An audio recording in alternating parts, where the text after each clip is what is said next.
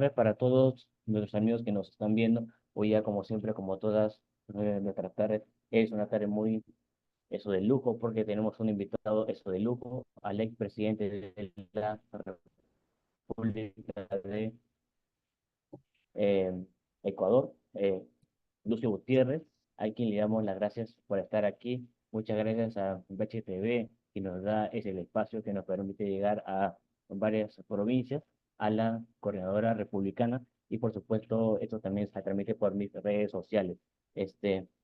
Presidente Lucio, ¿cómo está?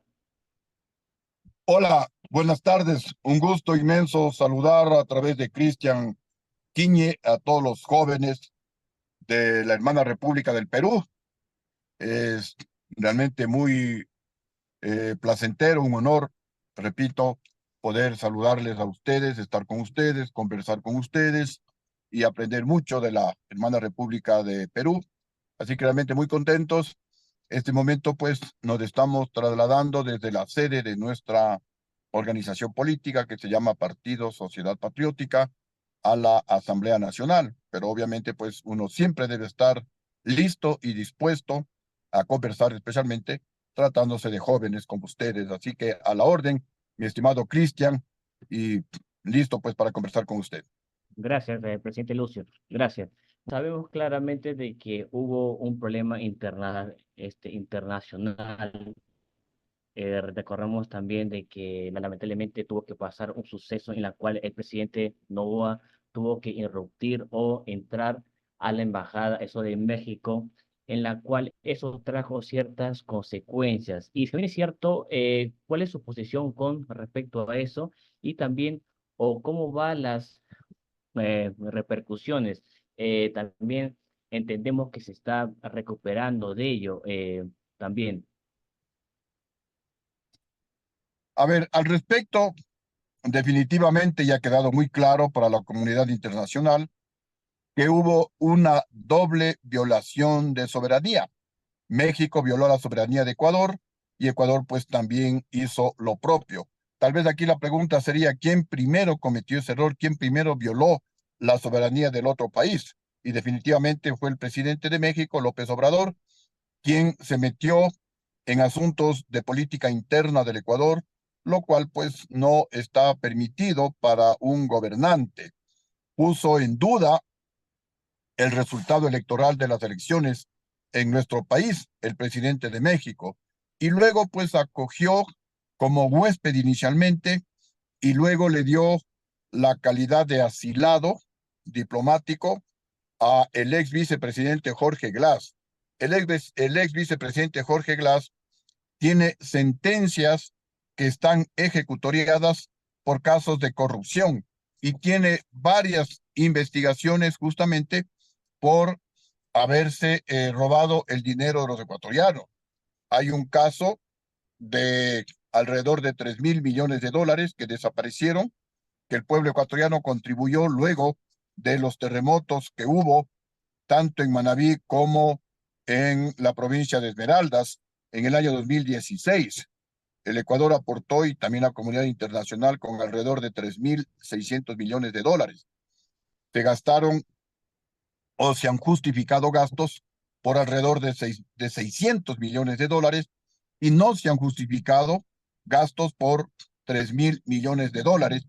Y el responsable de eso es el ex vicepresidente Jorge Glass, ex vicepresidente del gobierno de Rafael Correa. En esa época Rafael Correa era el presidente del Ecuador y Rafael Correa, como conoce la comunidad internacional, es un prófugo de la justicia ecuatoriana, está sentenciado, está condenado a 8 años de cárcel y a devolver una cantidad de dinero, del dinero que se habrían robado. Entonces, el presidente de México violó la soberanía ecuatoriana, violó el derecho internacional, violó la institución del asilo, que también es muy claro. El asilo es para perseguidos políticos, cuando la integridad o la vida de ese perseguido político está en peligro. El asilo político no es para delincuentes condenados. Es cierto que el país anfitrión, el país que da el asilo, es el que tiene que decidir si es o no es perseguido político una persona. pero eso es, repito, para casos en que la persona está siendo perseguida política, no para delincuentes. No califica el señor Jorge Glass para considerarse como un asilado político. Eso es, insisto, burlarse de la justicia ecuatoriana, porque la justicia ecuatoriana es la que le ha condenado a Jorge Glass por este delito de corrupción. Entonces, frente a la inminencia, a lo inminente que era la posibilidad de que Jorge Glass escape de la embajada mexicana en el Ecuador, el presidente de la República tomó esa decisión extrema ante una situación también extrema de una posible fuga con la complicidad obviamente de la embajada de México en Ecuador, de la posible fuga de Jorge Glass. Tomó esa decisión también extrema de irrumpir en la embajada mexicana para capturar por pedido de la justicia ecuatoriana a Jorge Glass, quien estaba cumpliendo una sentencia y había sido eh, convocado a que rinda su versión en otro caso de corrupción. Y vienen por lo menos 10 casos más en los que Jorge Glass tendrá que declarar porque él está sindicado en casos de corrupción por sobreprecios, por robo de dinero de los ecuatorianos. Así que fue lamentable lo que sucedió. Ojalá pues muy pronto haya nuevamente pues la restauración de relaciones diplomáticas entre el Ecuador y la hermana República de México, porque este es un problema político, es un problema ideológico. El actual presidente de México está confundiendo lo que es solidaridad por coincidencias ideológicas con complicidad. La solidaridad, el apoyo, está bien, pero para personas que no han cometido delitos. Si es que ese apoyo se mantiene para personas que tienen eh, casos pendientes con la justicia, eso ya no es solidaridad, eso es complicidad. Y por eso es que aquí en el Ecuador la mayoría de ecuatorianos han respaldado y hemos respaldado la acción del actual presidente Noboa. Cuando ya alguien es sentenciado por sea cualquier motivo, ya no puede ser asilado. Es cierto, estamos totalmente de acuerdo con lo que nos está comentando el presidente. Ecuador está en una lucha constante contra la delincuencia, contra el narcotráfico, en la cual muchos está comentando de que el gobierno está atentando contra los derechos humanos y que es un exceso haber denominado estado de guerra o el conflicto armado interno. ¿Cuál es su posición con respecto a esto, presidente? Mire, la delincuencia tiene que ser combatida con toda la fuerza legal que tenga un Estado. No podemos ser permisivos con los delincuentes. Y es lamentable que haya organismos de derechos humanos que siempre están defendiendo los intereses y, entre comillas, los derechos humanos de los delincuentes. La pregunta es por qué estos organismos de derechos humanos no se conmueven, no defienden, no protestan cuando estos delincuentes matan, por ejemplo, a un policía, matan a un militar, cuando matan a un ciudadano totalmente independiente, cuando asaltan, cuando roban. Ahí se quedan calladitos estos organismos de derechos humanos. Pero cuando comienza a actuar la justicia, comienza a actuar en este caso las Fuerzas Armadas y la Policía Nacional, enseguida ponen el grito en el cielo y defienden los derechos, entre comillas, humanos de los delincuentes, que estos delincuentes pues nunca respetan los derechos humanos de los ecuatorianos en nuestro país, pues inocentes y que son y que sufren las consecuencias de estos delincuentes. Y esto nos lleva a definitivamente a concluir que estos organismos de derechos humanos son financiados por los grupos delincuenciales. No hay otra alternativa. Y por eso, pues, los países deberíamos unirnos, los pueblos del mundo deberíamos unirnos y, y señalar con el dedo y denunciar a estos, entre comillas, organizaciones de derechos humanos que solamente están ahí para defender los intereses de los delincuentes y no los intereses de la mayoría de ciudadanos como debería ser. Así que esto que sucede en el Ecuador muy posiblemente también pasa en otros lugares y no debemos darles mayor cabida a estos reclamos de estas organizaciones, entre comillas, repito, de derechos humanos. Eso sucede en el Ecuador, muy posiblemente pasa en el Perú y en otros países hermanos. Ahora, ¿usted considera de que hay resultados contra la lucha con la delincuencia? ¿O usted considera que está dando efecto, un buen efecto con respecto a eso? Sí, definitivamente hay resultados positivos. Se ha recuperado la paz, se ha recuperado la calma, la tranquilidad, aunque sea parcialmente. Pero antes de que intervengan las Fuerzas Armadas y la Policía Nacional, había terror en el Ecuador.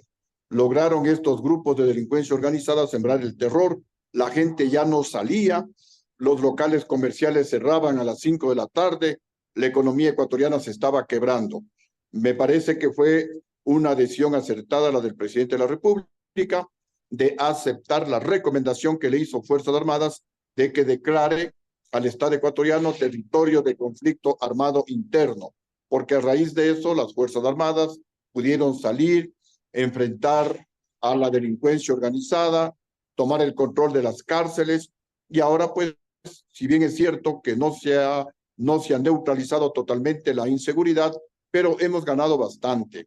La gente actúa con mayor tranquilidad, los negocios, los locales comerciales están medianamente nuevamente pues trabajando y esto de alguna manera trae tranquilidad, aunque sea parcial, como lo mencioné hace un momento, al pueblo ecuatoriano. Definitivamente es una situación positiva. Qué bueno lo que nos está comentando para que otros países vecinos tomen el ejemplo de ustedes, que también, que cuando se toma una fuerte lucha frontal, sí da buenos resultados. Ahora, usted como ex presidente, ¿qué lo llevó a retornar nuevamente al Senado? A ver, primero pues viendo cómo se deteriora el país, viendo cómo la corrupción campea, viendo cómo la delincuencia estaba impune en el país, tomé esa decisión de asumir la posibilidad de ir a la Asamblea Nacional para contribuir con mi experiencia, para contribuir con todo el conocimiento que tengo por haber sido presidente del Ecuador, y eso es lo que estamos haciendo en la Asamblea Nacional. Uno de los principales males, yo diría el principal mal que tiene el Ecuador y muchos países en América y el mundo, es el tema de la corrupción y la impunidad. Porque los políticos ladrones que se roban el dinero público causan mucho mayor daño que los narcotraficantes, que los delincuentes, que los ladrones, porque un ladrón le roba y le perjudica a una persona, pero un delincuente político que se roba el dinero público está afectando a todo el país, porque ahí se roban la plata que se la puede utilizar para construir universidades públicas y los bachilleres, especialmente del pueblo, la gente pobre puede estudiar. Al robarse el dinero público se están robando el dinero para reconstruir las carreteras del Ecuador, que están destruidas. Se están robando el dinero de las medicinas que no existen en los hospitales públicos. Entonces, había que ir a la Asamblea Nacional para, con proyectos de ley, comenzar a enfrentarles a los delincuentes políticos. De ahí que yo he presentado un proyecto de reforma al Código Penal para sancionar con cadena perpetua a todos los políticos ladrones hasta que devuelvan el dinero público que se robaron y luego pues se sometan a la actual legislación penal. Igualmente, cadena perpetua para los jueces y fiscales corruptos que a cambio de dinero dejan en libertad a delincuentes. Igualmente, hasta que devuelvan el dinero que recibieron y luego se someten a la actual legislación penal. También cadena perpetua para los sicarios, para los violadores, para los que cometen crímenes de femicidio y el cambio de que los presos tendrán que trabajar para pagar por el dinero, para pagar por la comida, por el alojamiento y también para que se rehabiliten, de tal manera que cuando salgan en libertad lo hagan para trabajar y no para robar. Y se asigna un código tanto al juez como al reo, como al delincuente preso. Al juez un código para que el delincuente que se encuentra preso no le presione, no le extorsione al juez, pero también se le asigna un código al delincuente para que el juez no tenga el mal pensamiento de extorsionarle en cambio al delincuente, porque aquí en el Ecuador ha pasado de los dos casos. Un jefe de una banda criminal que tenía el alias de Rasquiña y estuvo condenado, si no me equivoco, como a 35 años por haber matado a varias personas, salió a los 5 años de prisión. Y esto no es gratis, esto es pagándole al juez, esto es extorsionándole al juez. Pero también hubo el otro caso, un juez de Santo Domingo de los Áchilas, de apellido Curipayo, a cambio de $250,000 que le cobró al ex vicepresidente Jorge Glass. Jorge Glass salió de la cárcel sin pagar los $8 millones que por sentencia estaba condenado a devolver al pueblo ecuatoriano. Entonces, como hay ejemplos de los dos casos, este proyecto de reforma a nuestro Código Orgánico Integral Penal tiene pues esta propuesta de que se le asigne un código tanto al delincuente para que no le extorsione el juez, pero también al juez para que no le extorsione el delincuente. Y esto pues va de la mano de la experiencia que hemos tenido viendo pues cómo se va deteriorando la corrupción en el Ecuador.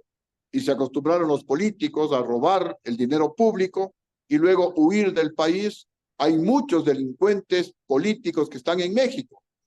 Hay el propio Rafael Correa que está en Bélgica. Hay otros que están en Venezuela. Se robaron el dinero durante el gobierno y ahora están prófugos de la justicia y se declaran perseguidos políticos. De ahí que también he presentado otro proyecto de ley que lo llamamos de investigación, de justificación y de incautación o recuperación de bienes robados, que consiste en investigar fortunas sospechosas de expolíticos especialmente, y si estos políticos no justifican esa fortuna sospechosa, como se crea una unidad de coactiva, una unidad de incautación, esos bienes pues se les incauta.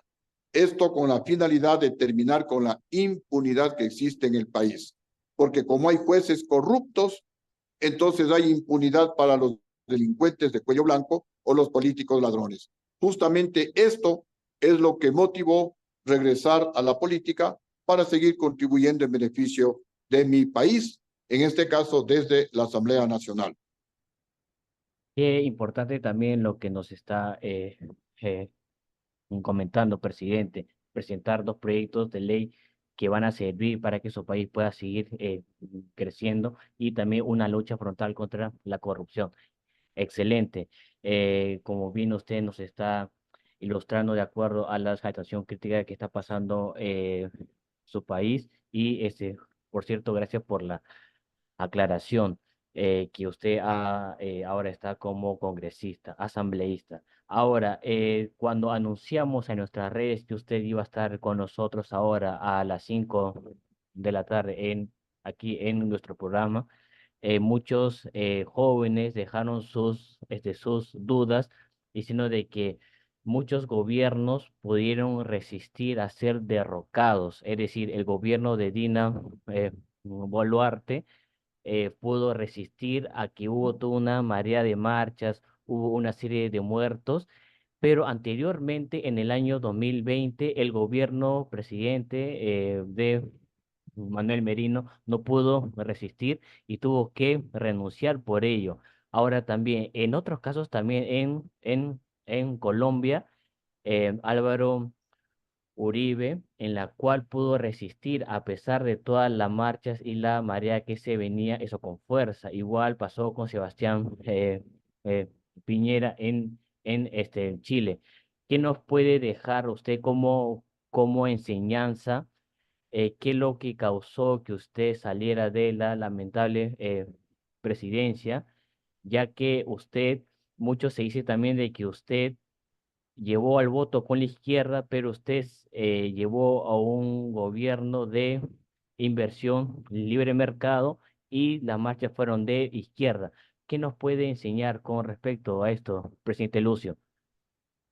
A ver, las causas del golpe de Estado en contra de mi gobierno fueron básicamente tres y tal vez un anuncio que no se pudo concretar y que espero hacerlo ahora que estoy en la Asamblea Nacional. Lo primero, en mi gobierno encarcelamos a 5 banqueros ladrones que se robaron el dinero de los ecuatorianos cuando se decretó el feriado bancario y el congelamiento bancario. Luego, en mi gobierno recuperamos más de $1.000 millones de la plata que se robaron los banqueros cuando hubo este congelamiento bancario.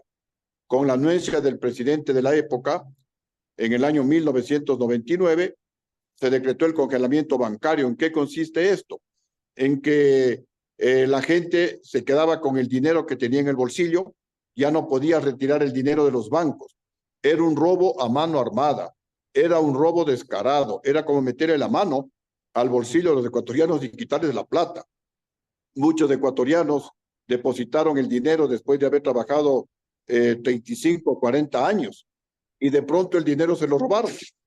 Otros ecuatorianos vendieron su casa, su terreno, su vehículo, su negocio y depositaron temporalmente en los bancos hasta conseguir una mejor opción.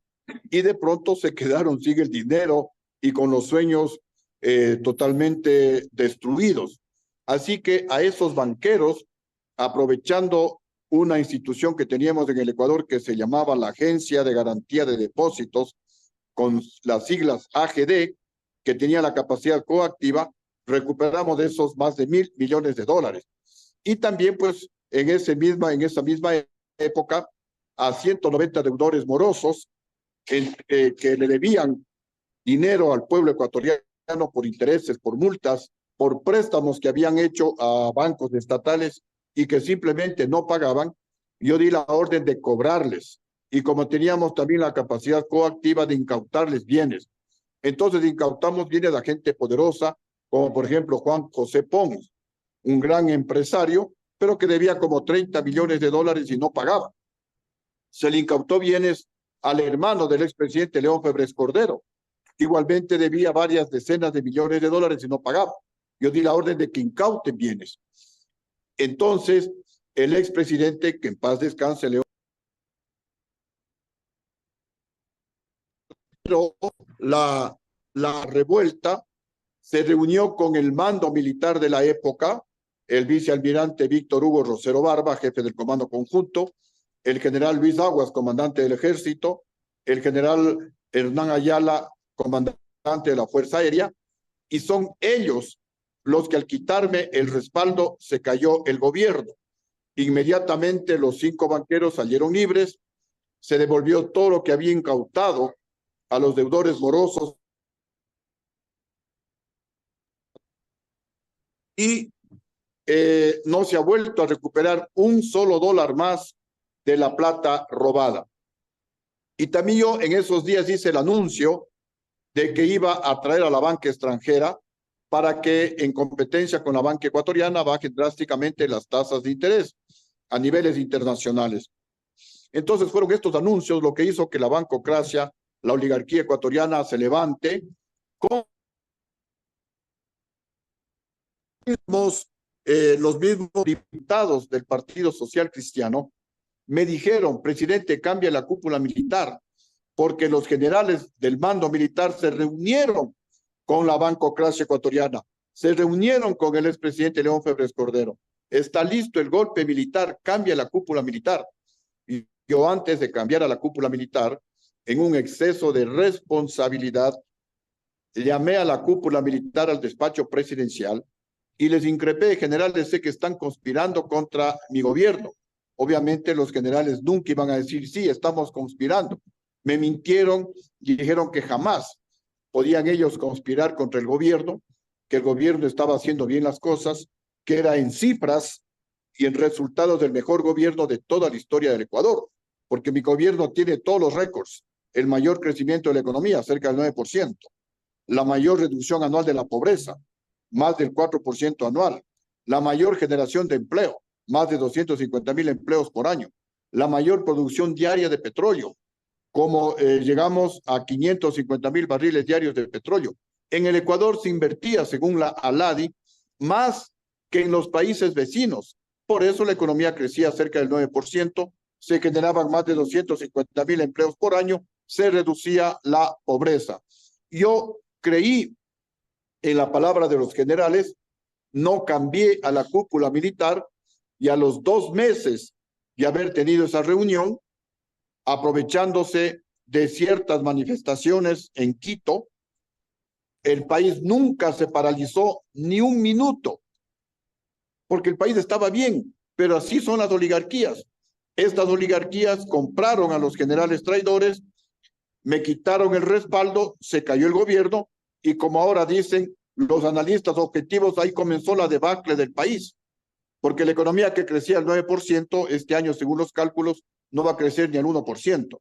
De 250,000 empleos por año que se generaban, hoy más bien se pierden empleos por año. La producción de petróleo, que yo la dejé en 550,000, hoy bordea los 400,000, los 420, 30,000, pero no llegan ni siquiera a los 500,000 barriles diarios de petróleo. Es decir, el Ecuador ha perdido en todos los órdenes, en todos los ámbitos, pero así son las oligarquías. El pueblo nunca se movilizó, el país, repito, no se paralizó ni siquiera un minuto, y en comparación, pues, por ejemplo, en los gobiernos que representaron a la oligarquía, como el del banquero Guillermo Lasso o el de Lenín Moreno, que se paralizaron 14 días, hubo más de 10 muertos, incendiaron la Contraloría, pero como la oligarquía le sostenía a estos gobiernos, en cambio ahí protestaba el pueblo, esos gobiernos no se cayeron. Y ahí los militares actuaron bien, porque más allá de que sean gobiernos sostenidos o no por la oligarquía, son gobiernos que habían sido electos por el pueblo. Y estos golpes de Estado son los que traen atrasos al país. Y el ejemplo, pues, es el golpe que hubo en contra de mi gobierno. En todo caso, pues, pienso que no solamente las Fuerzas Armadas, sino también el pueblo ecuatoriano maduraron, han asimilado el golpe, muchos lo califican como un karma, porque ahí comenzó la debacle del país. Excelente, excelente lo que nos acaba comentar presidente. Aquí en Sudamérica se conoce de que las marchas que lamentablemente logran derrocar a ciertos gobiernos, en este caso lamentable lo que le pasó y muy triste lo que nos está comentando, son antidemocráticos. Eh, Gracias por la y invitación. como bien usted lo comenta, desde que usted cayó, Ecuador no ha vuelto a crecer, no ha vuelto a tener un empuje como usted bien nos está comentando, presidente. Ya para ir cerrando, eh, le damos las gracias por su tiempo. Eh, usted como asambleísta, como bancada, ¿están de acuerdo con el gobierno de Daniel Noboa o son oposición? O cuando hay algunas cosas buenas, están del lado de él y cuando no están de acuerdo, cuando algo no va bien. ¿Cómo están? A ver, nosotros no somos ni oposición ni estamos con el gobierno. Hemos Excelente, apoyado todos los proyectos, hemos apoyado todos los proyectos positivos, todos aquellos proyectos que van en beneficio del pueblo ecuatoriano, y también pues nos hemos opuesto a aquellos proyectos que van en contra, desde nuestro criterio, en interés del país. Por ejemplo, hubo una condonación de deudas a deudores morosos que debían como 1.300 millones de dólares, deudores morosos, que eran de los más ricos del país. Nos opusimos de manera tenaz a que se realice esa condonación de deudas. Hubo el proyecto de incrementar el IVA del 12 al 15%, justamente para recuperar esos 1.300 millones de dólares que les perdonaron o que les condonaron a los más ricos del país. También nos opusimos de manera tenaz. Pero hemos apoyado todos los proyectos enviados por el gobierno que iban en beneficio del país y sin pedir absolutamente nada a cambio. Actuamos de manera independiente, que creo que esa es la mejor forma de servir al Ecuador. Porque el momento que uno está pues comprometido con el gobierno, tiene que apoyar lo bueno y aquello que vaya en contra del interés de los ecuatorianos. Así que Excelente, esa es pues nuestra actuación excelente, dentro de la excelente. Asamblea Nacional. Excelente, más bien le damos las gracias por haber estado con nosotros, por su tiempo. Muchas gracias. En un programa hecho por jóvenes para jóvenes. Más bien le damos las gracias y esperemos tenerlo eso de vuelta. Sí, ya sabes, siempre a la orden, un abrazo a Gracias, todos los presidente. jóvenes de la hermana República Peruana y repito, pues siempre a la orden de ustedes. Y mucha suerte, Gracias, Cristian. gracias, presidente. Gracias, gracias.